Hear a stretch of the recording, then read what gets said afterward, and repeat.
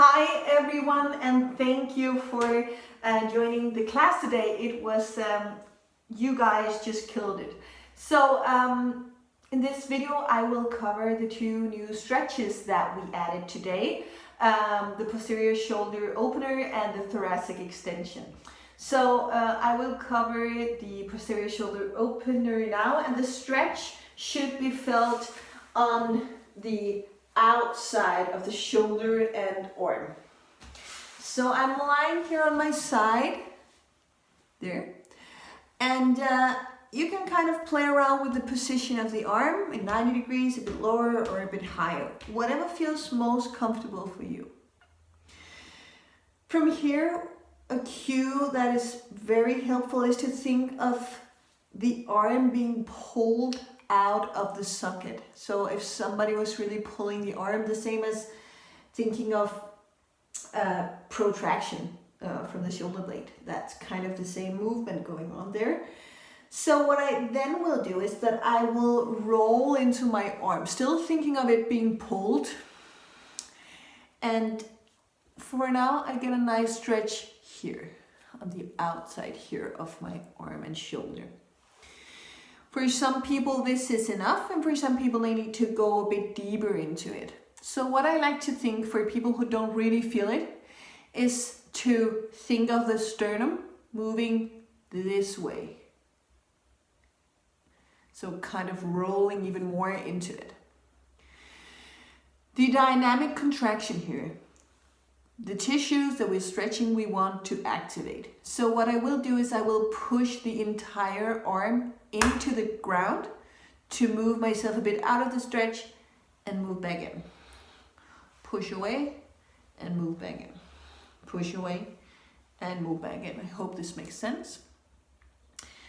A cue is to think shoulder and scapula down. That feeling of the arm being pulled out of the socket. And the activation, push into the floor and go back. And then of course, sternum in the opposite direction to feel like you're even rolling more into it. And also for some people, oftentimes very flexible people, you can even bend the arm, and some people will feel it more. I like this version. For the static hold here, what I will do is that I will roll myself into it, maybe with a pillow on my forehead.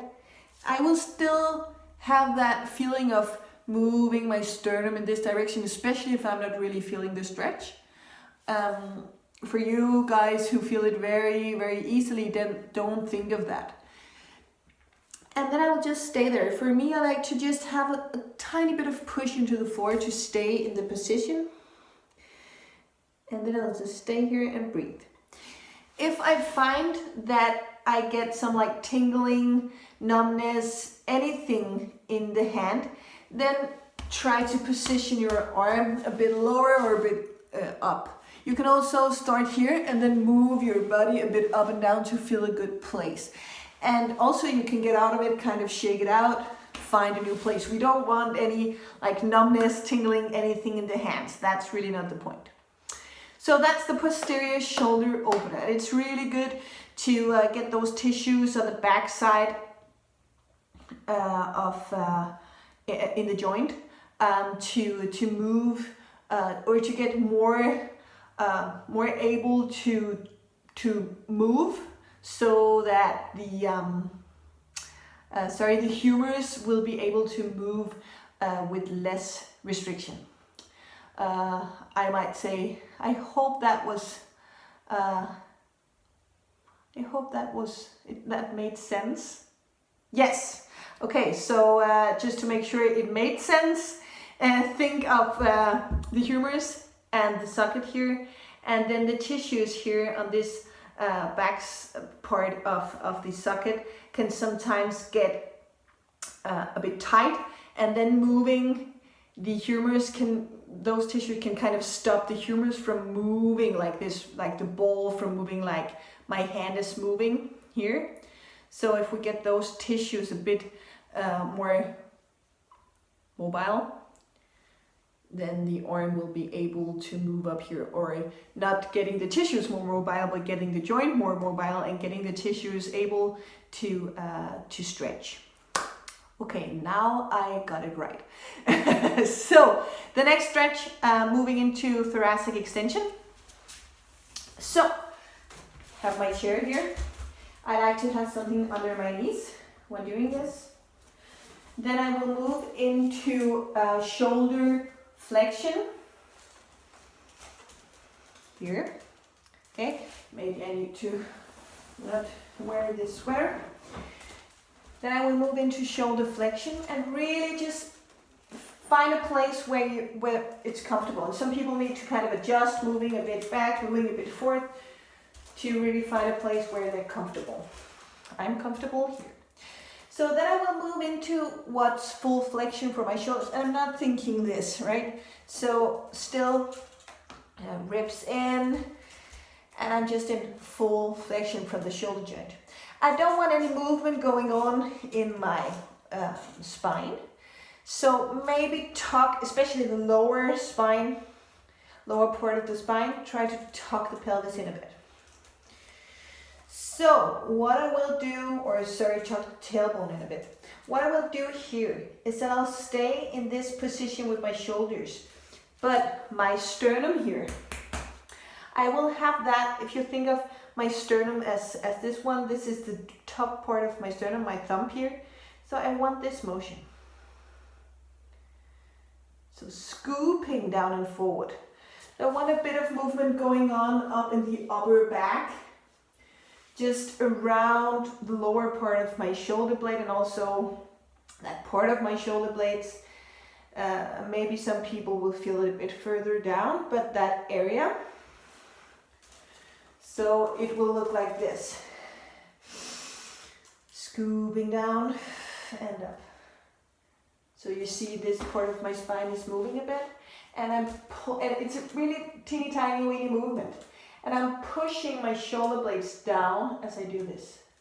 Let go. Pull my shoulder blades down, moving my sternum up, and let go. And this should not really feel like a stretch. This should feel like more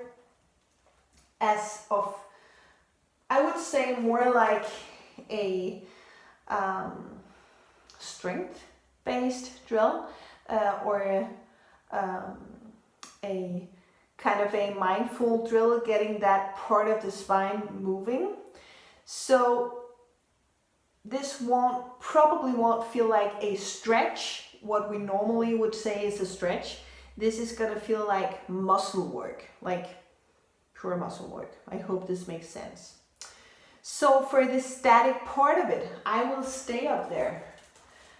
Pull my scapula down, pull my sternum up, and hold it. So this is really more,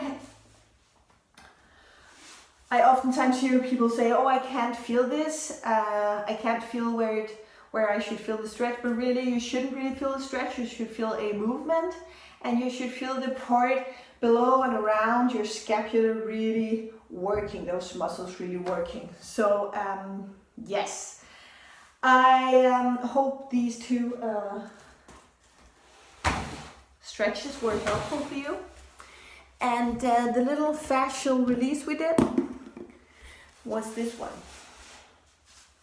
So I'm placing the ball on the inside, and I would say a lacrosse ball is better than this one for this. So moving, or you guys, some of you had the pinky ball, it's called, that was great as well. So I'm placing it on the inside of my scapula, and maybe a pillow, maybe not. And you can both do some circles with the arm. You can also rest one arm on top of the other so that the tissues are stretched out already.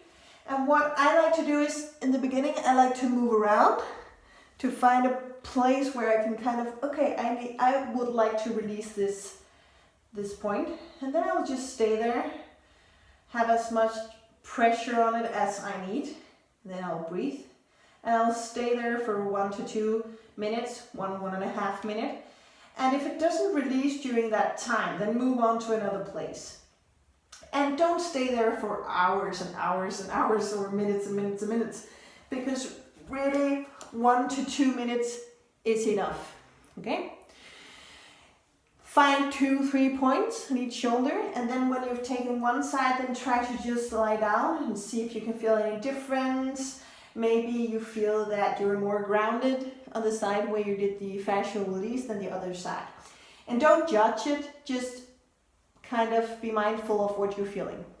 Okay, so that's it, and hope you enjoyed this little tutorial, or what we should call it, walk. No, walk, not walk. Okay, sometimes I'm just saying weird things in English. So I wanted to say, hope you enjoyed this little mini tutorial, and I think I need to go grab some lunch. Big kisses to you guys, and I can't wait to see you next Saturday. Bye bye.